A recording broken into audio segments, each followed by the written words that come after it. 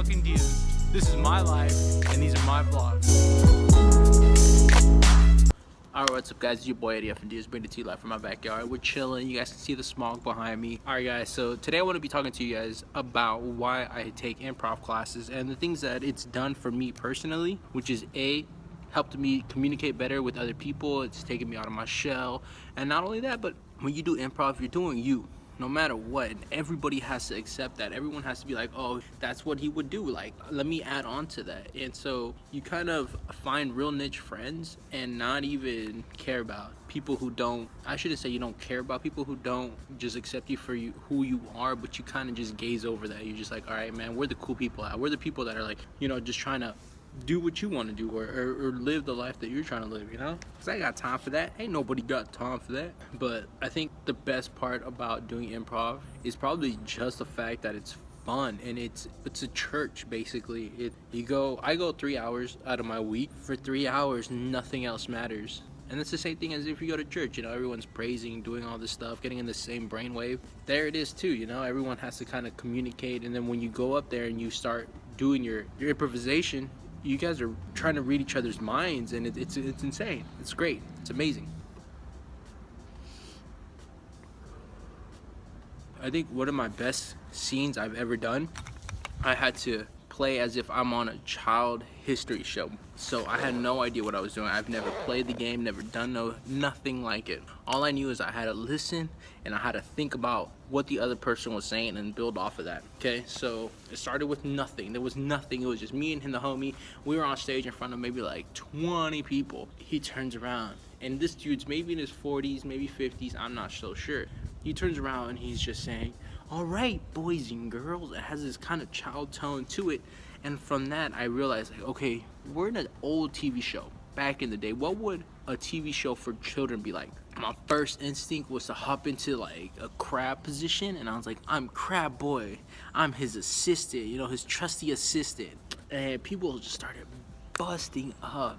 And to be honest, I don't know what's so funny about that. To me, I wouldn't think that's funny. You know, I'd probably laugh a little bit, but if someone was like, I'm Crab Boy, you know, I'd be like, that's stupid. But, you know, it's something that I did. It's just, I'm goofy, and I guess when you see it on stage, it's a whole different ballgame. And I just kept the character no matter what. I did not drop it, not one little bit. I made sure that I was chilling. So the whole time, we had to switch back and forth and play different roles. And and in that same scene, right, there was a part where he said we're gonna have to duel, to fight. In my head, I thought we were gonna go to the death, right? So he turns around and he sets up a table to play a board game. And when he was doing that, I hadn't seen him do that. So I had pulled out a sword, like just like a fake sword. And then I see him and he's setting up the card game. So I was like, ooh, no.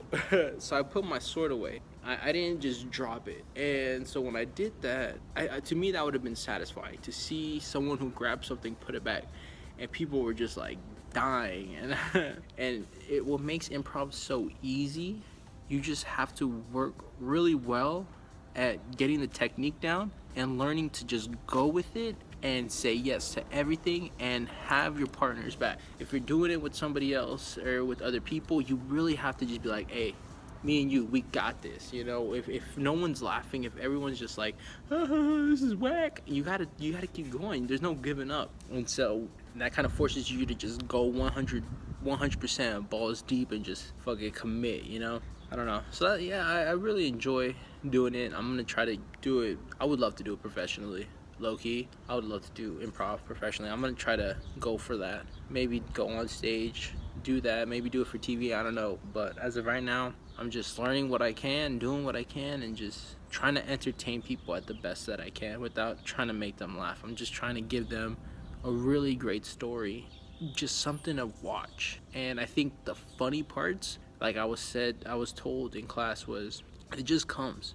Some people might find something so dumb, so funny, and someone else might think of a punny joke that someone else is just going nuts for. So when you have a whole crowd of different people, it makes it easy, because if one person laughs, everyone's gonna start laughing. Like if you hear one dude just screaming at the top of his lungs, just fucking dying, him in that energy will make you want to just like, that's so fucking funny, you know? Like, It's just how it is. Before I take too long, I'm gonna head out. I gotta go to class, get there a little early. I hope you guys enjoy that. I hope you guys try some, try anything. Tell me what kind of hobbies do you guys have? What do you guys enjoy doing on your fun, you know? So remember, like, share, and subscribe, everything. Your boy's out.